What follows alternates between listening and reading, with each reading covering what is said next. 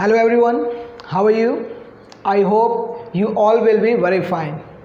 Dear students, you are welcome again in this video, and today our topic is use of there. use of there जिसकी mean होती है यहाँ या वहाँ, right? Okay, students, before starting this video we must know the previous time में हमने जो study किया है उसके विषय में थोड़ा सा जानना, राइट? लास्ट वीडियो में हमने स्टडी किया था यूज़ ऑफ इट और इसकी मीनिंग क्या थी, यह या वह, ठीक है? उसका मैंने आपको आइडेंटिफिकेशन, टैग शो और बहुत सारे इंस्टांसेस सॉल्व करके बताए हुए थे, ठीक है? आपको वो सारे इंस्टांसेस बहुत प्रॉपर वे पे याद रखने हैं और यूज़ करना है। और इस बात का विशेष ध्यान रखेंगे कि ये जो स्टडी है यूज़ ऑफ देयर और यूज़ ऑफ इट, इन सभी को आपको एक ग्रिप में रखना, अपनी कमांड पे रखना है, राइट? ताकि जब हम स्पोकन करें तो use of it, use of there और आगे की जितनी भी स्टडी होंगी, जितने भी यूजेस होंगे, उन सभी को एक कॉम्पैक्ट फॉर्म में हम यूज़ कर सकें, राइट? ताकि आपकी स्पोकन, आपकी ग्रामर दोनों ही एक अच्छे लेवल को गेन करें, right? So let's begin our today's video and the topic is use of there.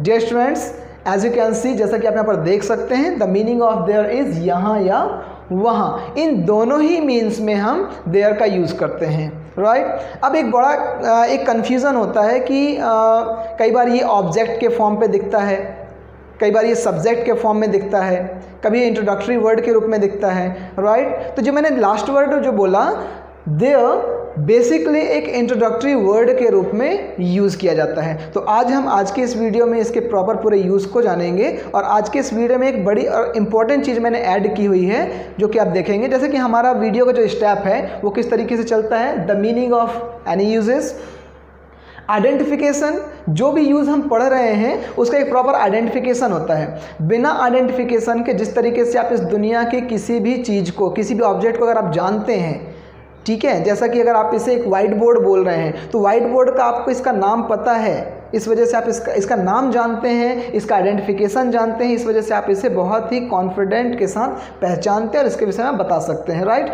इसी तरीके से स्पोकन में, क्योंकि सब्जेक्ट बहुत वास्ट है, इन्फॉर्मेशन बहुत सारी है, तो इसलिए हमें एक प्रॉपर आइडेंटिफिकेशन के साथ कमांड गेन करना होगा, राइट? सो अभी फ़िलहाल में आपके यूज़ ऑफ देयर का जो आइडेंटिफिकेशन है, जो यहाँ पर लिखा हुआ है टू एक्सप्लेन अबाउट नाउन, किसी भी नाउन को एक्सप्लेन करने के लिए, रिप्रेजेंट करने के लिए हम देयर का यूज़ करते हैं, right? Again, to explain about noun, noun को एक्सप्लेन करने के लिए हम देयर का यूज़ करते हैं। एक छोटा सा कन्फ्यूज़न भी होगा, बड़ा भी कन्फ्यूजन हो सकता है, छोटा भी कन्फ्यूजन हो सकता है कि नाउन क्या है। तो नाउन का डेफिनेशन आप सभी को पहले से आपके स्टडी टाइम पे ही पता होगा, किसी भी प्लेस, पर्सन, थिंग्स, इन सभी के नाम को हम क्या बोलते हैं, नाउन। इट मीन्स आपके आसपास में जितनी भी चीज़ें दिख रही हैं, आप देख सकते हैं अपने आसपास में जितनी भी चीज़ें दिख रही हैं, सभी का एक स्पेसिफिक नाम है, राइट? तो वही नाम क्या कहलाता है, नाउन। किसी भी व्यक्ति, वस्तु, स्थान का जो नाम है वो नाउन कहलाता है। Did you understand? तो उन सभी चीज़ों को एक्सप्लेन करने के लिए, उन सभी चीज़ों को रिप्रेजेंट करने के लिए हम किसका यूज़ करते हैं, देयर का यूज़ करते हैं, राइट? ओके, यहाँ पर हम नेक्स्ट स्टेप में जानते हैं tag show. Use of there को इजी बनाने के लिए, उसमें कॉन्फिडेंस लाने के लिए, आपको एक कमांड देने के लिए यहाँ पर एक टैग शो लिखा गया है। इसे आपको बहुत ध्यान से देखना है और साथ में ये भी समझना है कि ये कितने टेंसेज में आप इस सेंटेंसेस को, यूज़ ऑफ देयर को कितने प्रकार के टेंसेज में आप यूज़ कर सकते हैं, right? So let's look at here, the tag show of there is there plus is slash are slash was slash were slash will be. आप एक चीज़ क्लियर करिए, यहाँ पर इज एंड आर जो कि प्रेजेंट टेंस के हेल्पिंग वर्ब है, right? Was and were past tense के हेल्पिंग वर्ब है and will be future tense के हेल्पिंग वर्ब है। तो यहाँ से हमें क्या बात क्लियर होती है कि हम प्रेजेंट टेंस, पास्ट टेंस और फ्यूचर टेंस, तीनों प्रकार के टेंस के सेंटेंसेस हम यूज़ ऑफ देयर के यूज़ से बोल सकते हैं। Done. Next, number slash some slash many slash a lot of, यहाँ पर नंबर का मतलब ये है कि जिस नाउन को आप रिप्रेजेंट कर रहे हैं, जिस नाउन के विषय में आप बात कर रहे हैं, जिसके विषय में बताना चाह रहे हैं, उसकी संख्या कितनी है। वो 1 है, 2 है, 10 है, 20 है, 100 है, 1000 है। यदि अगर आप उसकी संख्या एकदम कंफर्म तरीके से जानते हैं, आपको बिल्कुल कॉन्फिडेंट है कि हाँ वहाँ पर 10 स्टूडेंट्स ही हैं, तो वहाँ पर आपको क्या यूज़ करना पड़ेगा, नंबर के रूप में 10, राइट। यदि अगर आप कॉन्फिडेंट है कि वहाँ पर 50 बुक्स हैं, 50 बुक्स वहाँ पर रखी हुई हैं, तो आपको वहाँ पर क्या यूज़ करना पड़ेगा, 50 बुक्स। Did you understand. तो नंबर का मतलब ये होगा कि जब आप एग्जैक्ट फिगर जान रहे हो। नेक्स्ट, कई बार हम किसी नाउन को रिप्रेजेंट कर रहे हैं और वहाँ पर हमारे पास एक कन्फ्यूज़न है कि वहाँ पर कुछ पुस्तकें हैं, तो कुछ, जब आप हिंदी में कोई चीज़ सोचते हैं और वहाँ पर एक वर्ड आता है कुछ, तो वहाँ पर आपको क्या यूज़ करना है, सम, राइट। Next, many. मैनी का मीन्स क्या होता है, कई। जब हिंदी में हम सोचते हैं कई, तो कई शब्द के इंग्लिश के वर्ड के रूप में जो हम यूज़ करते हैं उसे हम बोलते हैं मैनी। एग्जाम्पल, वहाँ कई पुस्तकें हैं, there are so many books, या there are many books. Did you understand. तो कई शब्द के, कई जो हिंदी वर्ड है उसका इंग्लिश वर्ड हम क्या यूज़ करेंगे, many, right. Next, a lot of. Here the mean of a lot of is बहुत सारे। कई बार एक सेंस निकलता है कि वहाँ पर बहुत सारे, आप कुछ भी बोल सकते हो उसका, जो भी आपको नाउन लगाना है। जैसे आकाश में बहुत सारे तारे हैं, राइट, बहुत सारे। तो बेसिक यहाँ पर सेंस क्या निकलेगा वहाँ पर, अ lot of, a lot of. Did you understand. Okay, next, इसके बाद ये बहुत इंपॉर्टेंट पोर्शन, इसको आप बेसिकली क्लियर करिए। यहाँ पर थोड़ा सा ध्यान दीजिए कि हमने देयर का यूज़ किया इंट्रोडक्टरी वर्ड के रूप में सेंटेंस के बिगिनिंग में, और उसके बाद किसी भी टेंस में जो जिसे हमें सेंटेंस बोलना है उसका हमने हेल्पिंग वर्ब का यूज़ किया। संख्या कितनी रखनी है हमने उतना रखा, कुछ बोलना है मैं सम लगाया, मैनी बोलना है, कई बोलना है मैनी लगाया, बहुत सारे बोलना है अ लॉट ऑफ लगाया। उसके बाद जिस नाउन के विषय में आप बोल रहे हो वो नाउन ठीक बीचों बीच आएगा, ठीक है, वो नाउन कहाँ पर आएगा, बीचों बीच आएगा। जब हम एग्जाम्पल देखेंगे, इंस्टांसेस सॉल्व करेंगे ना, तब आपको और ज़्यादा क्लियर होता जाएगा ये टेक्सचर, राइट। ये बीच में क्या आने वाला है यहाँ पर, noun. The next one is, किसी भी नाउन को रिप्रेजेंट करते समय उसकी हम संख्या या मात्रा के आधार पर हेल्पिंग वर्ब चुनते हैं और उसकी संख्या या मात्रा बताते हैं। और उसके बाद कई बार ऐसा होता है कि हम उस नाउन को एक स्पेसिफिक लोकेशन भी देते हैं। उस नाउन का एक स्पेसिफिक लोकेशन भी होता है जिसे हम एक्सप्लेन कर रहे होते हैं अपने सेंटेंस को बोलते समय। Did you understand. तो लोकेशन जो उसकी पोजीशन है, ठीक है, उस नाउन की जो पोजीशन है, उस नाउन की जो लोकेशन है, उसे हम किस तरीके से रिप्रेजेंट कर सकते हैं। तो यहाँ पर कुछ वर्ड्स हैं, इन front of. In front of means के सामने, राइट, के सामने। इसी तरीके से बिसाइड। बिसाइड मीन्स के बगल में, या वो राइट साइड हो या फिर वो लेफ्ट साइड हो, in both conditions we have to use beside. Do you understand. और बिसाइड मीन्स के बगल में, इसका मतलब आपको याद रखना है। Next, behind. बिहाइंड मीन्स के पीछे। बिहाइंड मीन्स के पीछे। Do you understand. कोई भी ऑब्जेक्ट अगर मेरे पीछे में है तो बिहाइंड मी, मेरे पीछे में तो behind me. Do you understand. ये प्लस लास्ट में अदर वर्ड। इन सभी के फॉर्मेशन के, इन सभी के अरेंजमेंट के बाद जो भी वर्ड्स हमारे पास बचता है वो हम अदर वर्ड के रूप में यूज़ करते हैं। Did you understand. Let's have a flashback of all these learning points, especially of the tag show. The there plus is slash are slash was slash were slash will be. Understand. Plus number slash some slash many slash lot of. Understand. Plus noun, ये बहुत important portion है, noun, right. Plus in front of slash beside slash behind. इन सभी के बाद जो word बचेगा वो आ जाएगा आपका other word. Did you understand. Okay, अब मैं आपको थोड़ा सा यहाँ पर फोकस करूँगा। ये एक कंफ्यूजिंग पॉइंट हो सकता है आपके लिए कि इसे कैसे यूज़ करना है। तो एक एग्जांपल पुटअप लेते हैं और एग्जांपल इंस्टांस के बाद हम उसे और भी ब्रीफ एक्सप्लेनेशन करते हैं, राइट। Look at instance. यदि अगर हमें बोलना है मेरे सामने एक कैमरा स्टैंड है, एग्जैक्टली जिससे मैं आपको पढ़ा रहा हूँ कैमरा स्टैंड है, तो मैं क्या बोल रहा हूँ, मेरे सामने एक कैमरा स्टैंड है। मैं किसकी बात कर रहा हूँ, कैमरा स्टैंड। कैमरा स्टैंड क्या है डियर, नाउन है। कैमरा स्टैंड क्या है? नाउन है। अब मैं कैमरा स्टैंड की अगर बात करूंगा तो इस बात को रखने के लिए मुझे उस सेंटेंस का एक इंट्रोडक्टरी वर्ड चाहिए, और वो इंट्रोडक्टरी वर्ड क्या है? There, right. अब देखिए मेरे सामने एक कैमरा स्टैंड है, तो हम इस फॉर्मेशन पे आते हैं। कैमरा स्टैंड कितना है? एक है, एक है मीन्स ये प्रेजेंट टेंस में हमको सेंटेंस बोलना है, राइट। और कैमरा स्टैंड कितना है? एक है। तो हमें संख्या भी पता चल गई कि एक है, और टेंस भी पता चल गई किस में बात करना है, हमें प्रेजेंट टेंस में बात करना है, राइट। ओके, सो इसका फॉर्मेशन कैसा होगा? देयर इज क्यों लगा? क्योंकि यहाँ पर एक कैमरा स्टैंड की बात कर रहे हैं। यदि अगर कैमरा स्टैंड एक से अधिक होता है, यदि अगर ये बात होती कि मेरे सामने 2 कैमरा स्टैंड्स हैं, तो यहाँ पर क्या हो जाता? There are. Did you understand? तो देयर इज का यूज कब करेंगे? जब प्रेजेंट टेंस में हमें किसी एक ऑब्जेक्ट को एक्सप्लेन करना है। प्रेजेंट टेंस में एक ऑब्जेक्ट को एक्सप्लेन करना है तो हम वहाँ पर यूज़ करेंगे इज का। वहीं पर यदि अगर प्रेजेंट टेंस में एक से अधिक ऑब्जेक्ट को आपको एक्सप्लेन करना है, एक से अधिक नाउन आपको एक्सप्लेन करना है, रिप्रेजेंट करना है, बताना है, राइट, तो वहाँ पर तुरंत क्या आ जाएगा? आर। कंफर्म? सो मेरे सामने एक कैमरा स्टैंड है, देयर इज। अब ये सारे हेल्पिंग वर्ब भी अब नहीं लगेंगे क्योंकि किसी एक का ही उसमें सिलेक्शन होगा एक सेंटेंस में, देयर इज, ठीक है। अब मुझे कंफर्म है कि कैमरा स्टैंड कितना है? एक। तो नंबर है, वो नंबर कितना? 1। तो देयर इज 1, और 1 को ही हम क्या बोलते हैं? अ भी बोलते हैं, ठीक है।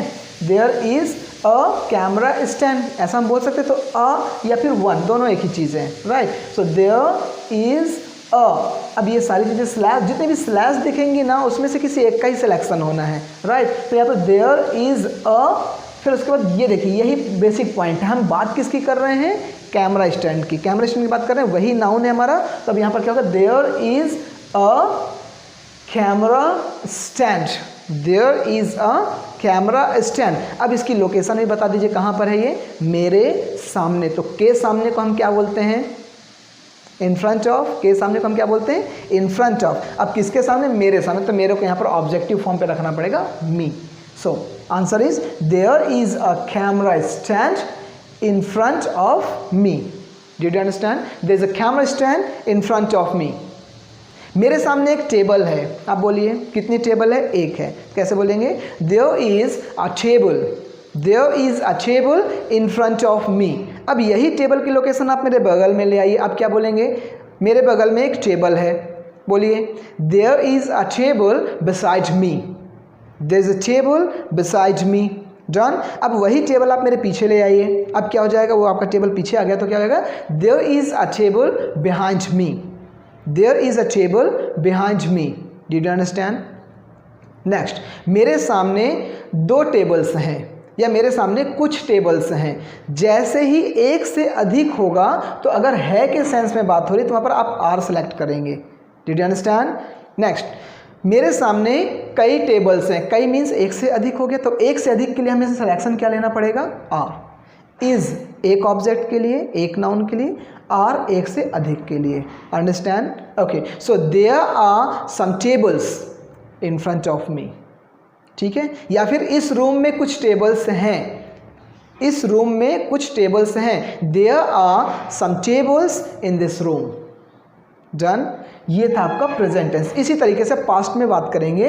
मेरे सामने मान लीजिए एक टेबल था, मेरे सामने एक टेबल था, तब हम पास्ट टेंस में आते हैं, ठीक है। मेरे सामने एक टेबल था, तब यहाँ पर हेल्पिंग वर्ब बदल जाएगी। There was. कितना टेबल था? एक था, इसलिए वॉज। एक से अधिक होता तो क्या हो जाता? वर। प्रोनाउंसिएशन यहाँ पर वेयर नहीं करना है, प्रोनाउंसिएशन क्या है? Were. Did you understand? Okay, come on.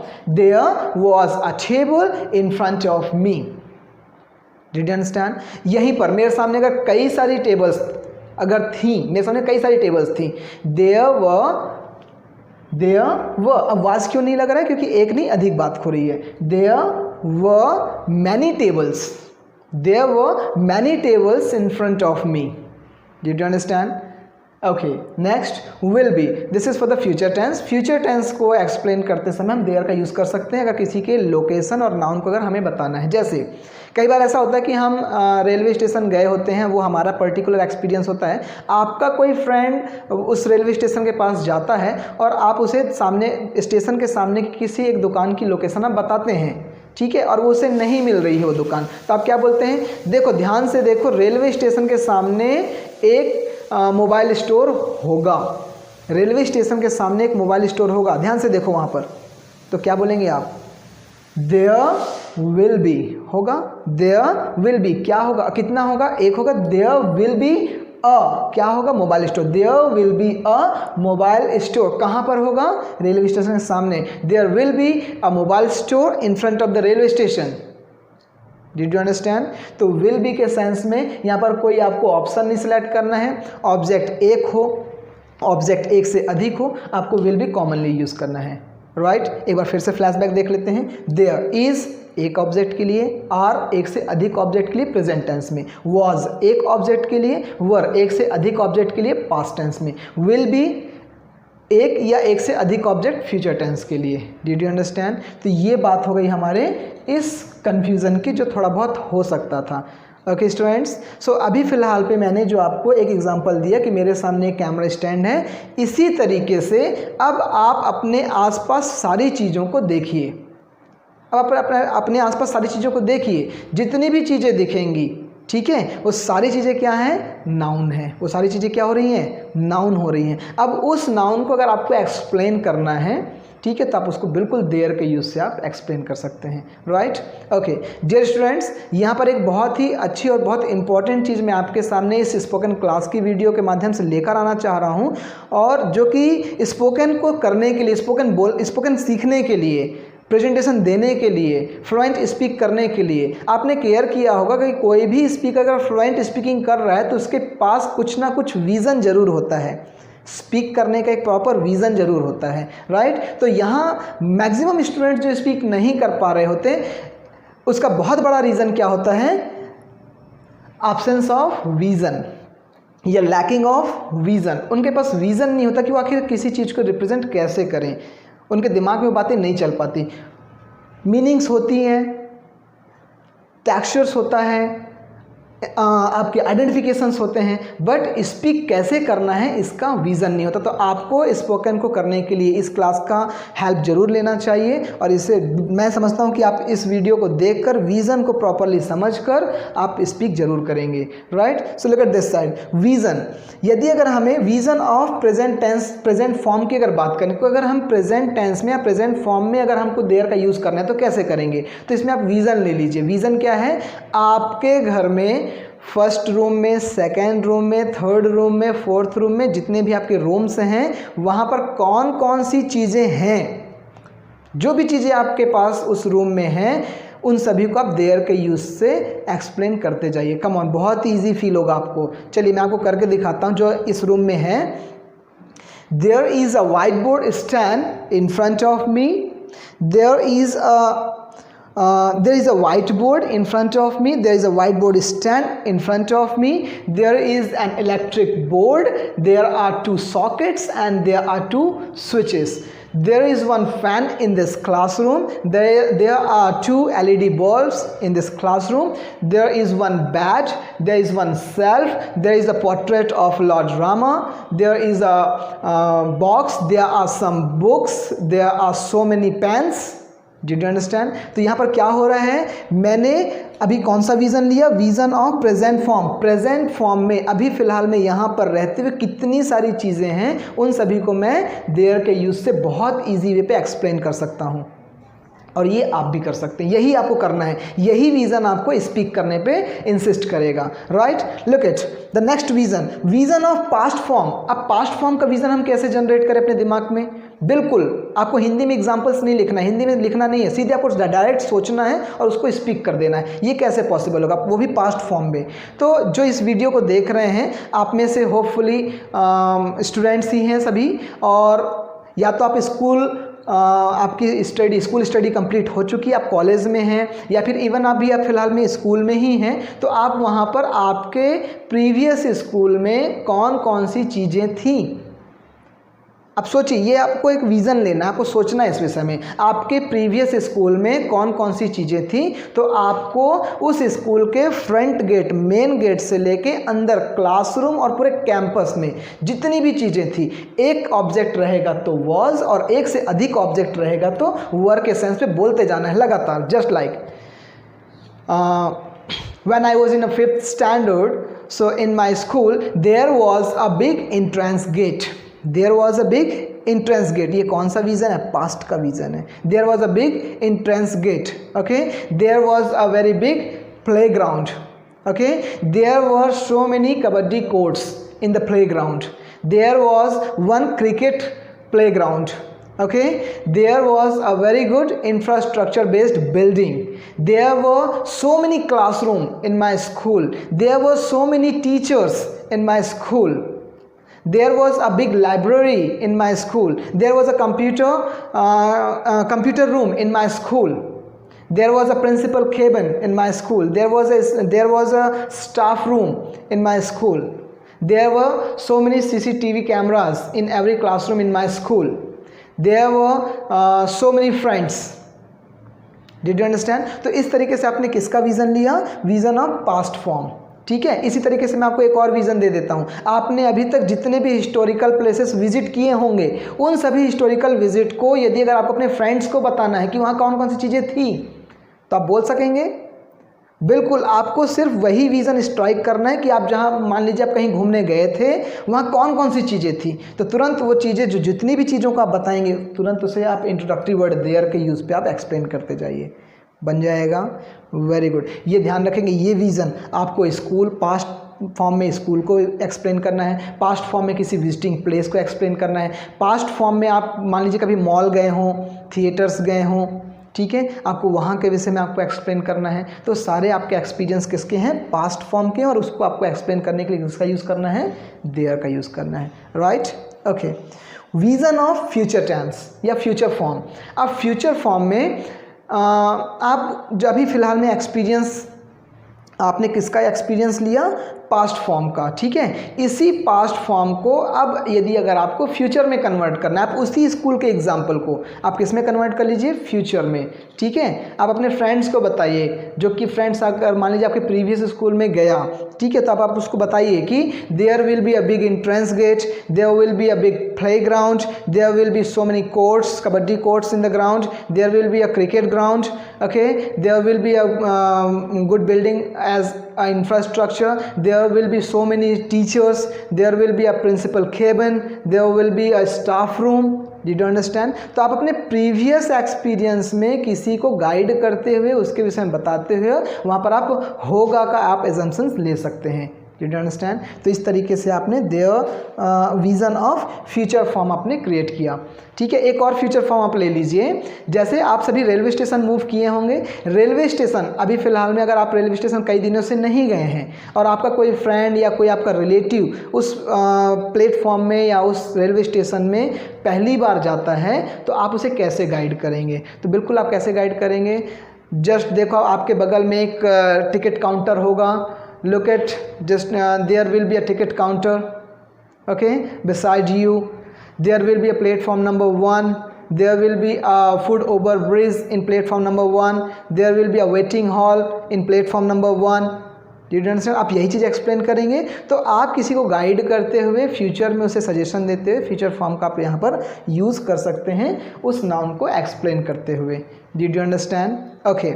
अब आपको मैं यूज़ ऑफ इट और यूज़ ऑफ देयर के कॉम्पैक्ट कॉम्बिनेशन को थोड़ा सा हम समझते हैं। ठीक है। इसको जानने की कोशिश करते हैं। जैसे अगर मुझे यूज़ करना है इट एंड देयर को एक साथ, तो इसी वाइट बोर्ड को हम एक्सप्लेन करते हैं। Look at this side. It is a whiteboard. Its color is white and it is very attractive and very easy to use. Okay. Look at this side. There is the use of there. Look at this side. It is the identification of there. There is a texture of there. There is an instance of there. Okay. Look at this side. There is a Hindi sentence. There is an English sentence. Did you understand? तो किसी भी object को आप रख कर उसमें it और there के यूज़ को कंबाइन करके आप उसके विषय में एक्सप्लेन कर सकते हैं। इवन आप अपने बुक, जो आपकी बुक होगी, स्टडी बुक होगी, उसको भी आप इट और देयर के यूज़ पे एक्सप्लेन कर सकते हैं। जैसे look at this one, it is my book, it is English book, okay, and there are 10 lesson in this book. Look at this one, it is the first chapter. Did you understand? So आपको बार बार किसका use करना है? It and there, ताकि आपकी previous learning और अभी recent learning दोनों का एक कॉम्बिनेशन आपकी पर्सनालिटी में अडॉप्ट हो सके। Did you understand? So dear students, it is the information of use of there. I hope आप इसे completely स्टडी करें और ज़्यादा से ज़्यादा यूज़ करने की कोशिश करें, और किसी भी प्रकार के अगर कोई कन्फ्यूज़न हो तो आप मुझे स्कूल टाइम में मिल सकते हैं, बात कर सकते हैं। That's it and thank you for listening to me.